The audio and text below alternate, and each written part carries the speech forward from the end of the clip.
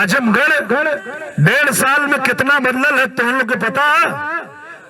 आजादी के बाद से जौन जौन सड़क ना बन पौलस, 40-40 साल से ना बन पौलस, वो कुल सड़क चमका देनी है 1.5 साल में।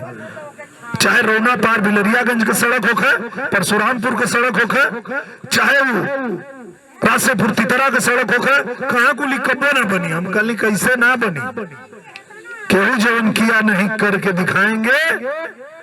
सड़क बना दिया है, एयरपोर्ट भी बना दिया है।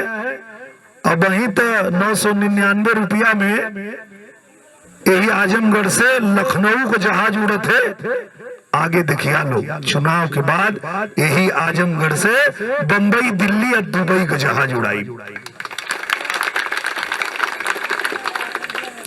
काहे कि जब प्रधानमंत्री जी आल ना उद्घाटन करना एयरपोर्ट का, तो पूरा आजमगढ़ वहां जुटल रहे। जैसे आज यहाँ आप लोग जुटल हुआ, वहां पूरा आजमगढ़ जुटल रहे। और पूरा आजमगढ़ जुट के कहलस कि उड़ल बा जहाज देखा मोदी जी के राज में, और साइकिल छोड़ आजमगढ़ उड़ी अब जहाज में।